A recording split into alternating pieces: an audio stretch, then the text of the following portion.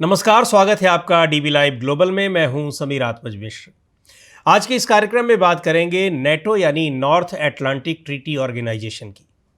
संयुक्त राष्ट्र जैसी अंतर्राष्ट्रीय संस्था की कमजोरी और उसकी अनुपयोगिता का असर जियोपॉलिटिक्स पर साफ दिखाई दे रहा है। कोई भी देश या संगठन किसी को भी धमका दे रहा है। अमेरिका का दोबारा राष्ट्रपति बनने के बाद डोनाल्ड ट्रंप की तो आदत सी ही हो गई है, लेकिन उनके अलावा भी धमकी और चेतावनी के स्वर सुनाई दे रहे हैं। पश्चिमी देशों के सैन्य संगठन नेटो के महासचिव मार्क रूटे इस वक्त अमेरिका में है। वॉशिंगटन में रूटे ने पहले अमेरिकी राष्ट्रपति डोनाल्ड ट्रंप से मुलाकात की और उसके अगले ही दिन उन्होंने अमेरिकी सांसदों से भेंट की। इस मुलाकात के बाद उन्होंने कुछ ऐसा बयान दिया जिसकी उम्मीद न तो उनसे की जा रही थी और न ही उनके संगठन से। रूटे ने ब्रिक्स देशों के मुख्य स्तंभ कहे जाने वाले भारत, चीन और ब्राजील को कड़ी चेतावनी दे दी। चेतावनी बिल्कुल वही जो पिछले दिनों अमेरिका के राष्ट्रपति डोनाल्ड ट्रंप दे चुके हैं।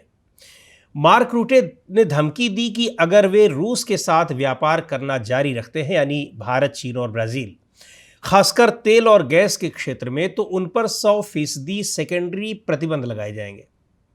मार्क रूटे नीदरलैंड्स के प्रधानमंत्री रह चुके हैं।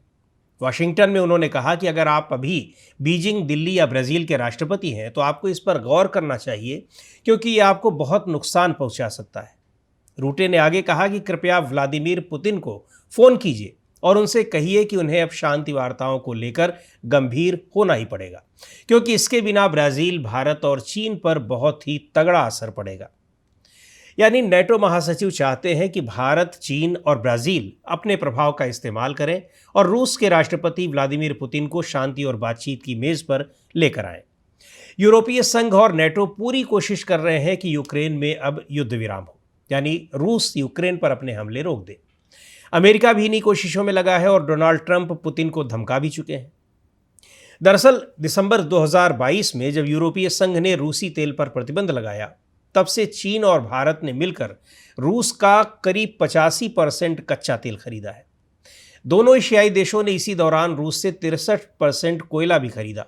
यही नहीं, लगातार तीसरे साल भारत ने रूस से $49 अरब का कच्चा तेल खरीदा है।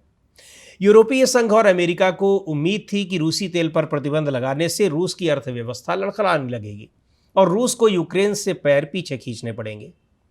लेकिन भारत और चीन की खरीदारी के चलते ये प्रतिबंध बहुत असरदार नहीं साबित हो पाए। नेटो महासचिव रूटे की इस बयान से 2 दिन पहले डोनाल्ड ट्रंप ने भी ब्रिक्स देशों को चेतावनी दी थी। ट्रंप ने कहा था कि मैं ट्रेड को कई चीज़ों के लिए इस्तेमाल करता हूं, लेकिन ये युद्ध खत्म करने के लिए बहुत अच्छा है। उन्होंने कहा था कि यदि व्लादिमीर पुतिन 50 दिन के भीतर यूक्रेन के साथ शांति समझौता नहीं करते तो रूस पर 100% टैरिफ लगेगा, जो सेकेंडरी टैरिफ होगा। इसका मतलब ये कि रूस से तेल खरीदने वाले देशों पर भी प्रतिबंध लगेगा, यानी भारत और चीन पर। सेकेंडरी प्रतिबंध उन देशों या कंपनियों पर लगाए जाते हैं जो सीधे प्रतिबंधित देश पर नहीं, बल्कि उसके साथ व्यापार करने वाले देशों या कंपनियों पर लगाए जाते हैं। यानी एक तरह से इनडायरेक्ट टैक्स होते हैं। जैसे अमेरिका ने ईरान पर प्रतिबंध लगा रखा है। अब यदि भारत की कोई कंपनी ईरान से तेल खरीदती है तो अमेरिका कह सकता है कि भारत की कंपनी ने हमारे प्रतिबंधों की अनदेखी की है, ऐसे में हम उन्हें सजा देंगे। अमेरिका ईरान से व्यापार करने वाली कंपनी को अमेरिकी बैंकिंग सिस्टम से निकाल सकता है, जुर्माना लगा सकता है या फिर उसके व्यापार पर रोक लगा सकता है। इसका असर ये होता है कि सेकेंडरी प्रतिबंध के डर के कारण बहुत सी कंपनियां ऐसे देशों से व्यापार करने से बचने लगती हैं।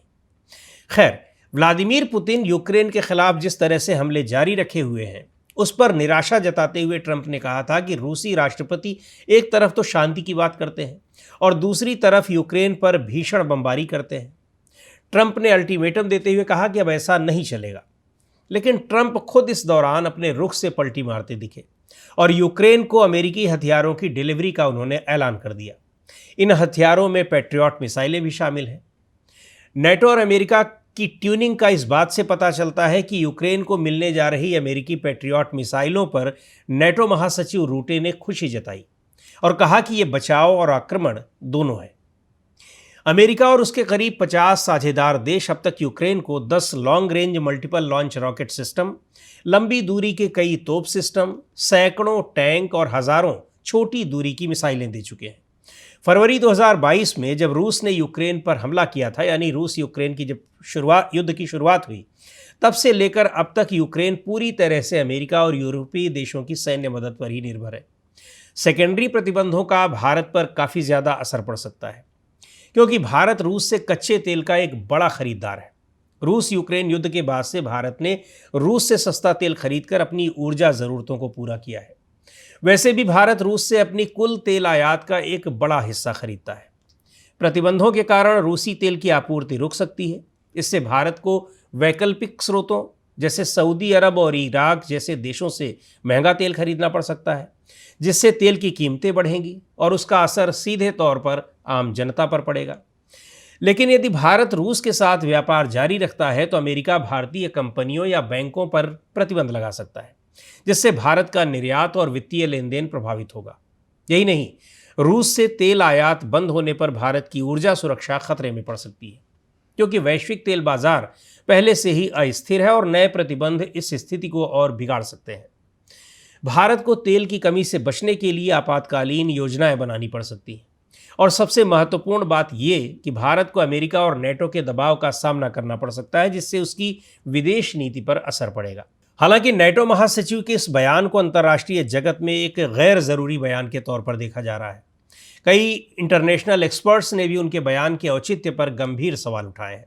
यही नहीं, यूरोपीय देशों के दोहरेपन पर भी सवाल उठ रहे हैं। जहां तक भारत की बात है, वो सिर्फ 2022 से ही रूस से ज़्यादा तेल खरीद रहा है, क्योंकि उसे ये तेल भारी डिस्काउंट पर मिल रहा है। लेकिन यूरोपीय देश सालों से रूसी तेल और गैस पर निर्भर रहे हैं। यहाँ तक कि यूक्रेन युद्ध के बाद भी यूरोप के कई देशों ने रूस से तेल और गैस खरीदना जारी रखा है। तुर्की, हंगरी, स्लोवाकिया जैसे कई देश तो अभी भी रूस से भारी मात्रा में तेल खरीद रहे हैं।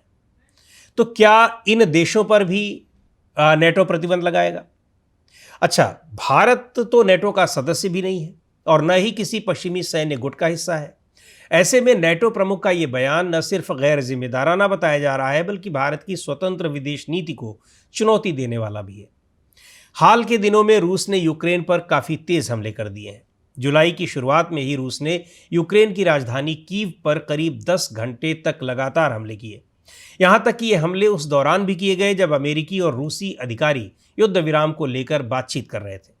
इन हमलों के बाद 14 जुलाई को ट्रंप ने कहा कि वो राष्ट्रपति पुतिन से बिल्कुल भी खुश नहीं है और अब अमेरिका यूक्रेन को आत्मरक्षा के लिए और ज़्यादा हथियार देगा।